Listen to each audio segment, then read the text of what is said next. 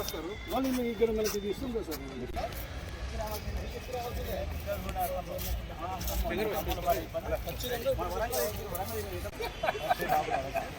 ఎందుకంటే ట్రైన్ రాకపోతే ఇంటికి వెళ్ళిపోయాడు.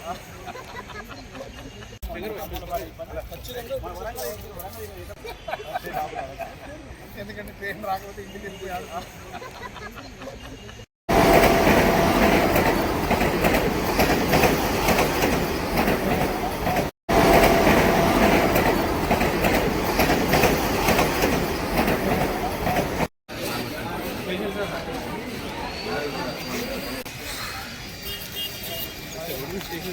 రికార్డు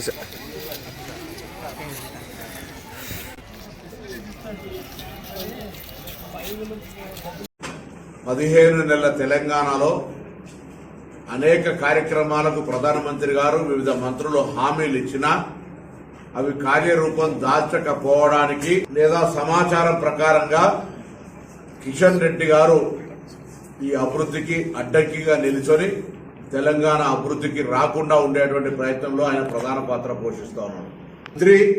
కేంద్ర మంత్రి, తెలంగాణ బిడ్డలతో ఎంపిక కాబట్టినటువంటి మంత్రి తెలంగాణకు సంబంధించి వరంగల్ ఎయిర్పోర్ట్ తెస్తే నేను తెచ్చినా అని చెప్పుకునే దమ్ము లేక ఆ మంత్రిని తీసుకొచ్చి కిషన్ రెడ్డి గారు ఈ ఎయిర్పోర్ట్ రావడానికి సహకారం చేసినని చెప్తున్నాడు. రాని వాటన్నిటికీ కిషన్ రెడ్డి కారణం అని కూడా చెప్పాలి ఆ మంత్రి గారు. కిషన్ రెడ్డి గారు వాస్తవంగా ముందటి నుంచి కూడా మేము చెప్తున్నది, ఆయన బండి సంజయ్ని తొలగించి కేసీఆర్ బినామీగా బీజేపీ అధ్యక్షుడు అయినాడు.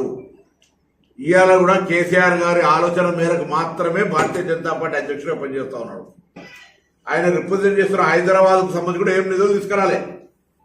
ఇవాళ కూడా కిషన్ రెడ్డి గారు తెలంగాణకు రావాల్సిన ప్రాజెక్టులకు సంబంధించి ముఖ్యమంత్రి గారు ఆరోపణ చేసినట్టుగా మీరు నిజంగా అడ్డుకోనట్టయితే ఆ ప్రాజెక్టులు ఎందుకు కార్యరూపం దాలుస్తలేవు? గతంలో కేంద్ర మంత్రులు, ప్రధానమంత్రి గారు ఒప్పుకున్నటువంటి అన్ని మిగతా కార్యక్రమాలకు సంబంధించి మీ అలసత్వము, మీ యొక్క ఆక్రోశం వల్ల అయ్యో నేను తేలేకపోతే ఇప్పుడు వీళ్ళెట్లా తెచ్చుకుంటారు, రేవంత్ రెడ్డి గారు హయాంలో అభివృద్ధి ఎట్లయితుంది, కేసీఆర్ హయాంలో గాంధీ అనేటువంటి అక్రోశ్ తోటి మీరు తెలంగాణకు రావాల్సిన అభివృద్ధి కోసం కొట్లాడాల్సినటువంటి కేంద్ర మంత్రి బాధ్యతను వదిలిపెట్టి వారికి అడ్డంకు తగ్గుతారు. నేను అడుగుతాను, ఇలా ఎయిర్పోర్టుకు సంబంధించి కిషన్ రెడ్డి గారు ఎన్నడైనా కేంద్ర మంత్రిగా ఎయిర్పోర్ట్ కావాలని ఒక లెటర్ అయినా రాసినాడా అని అడుగుతా ఉన్నాం.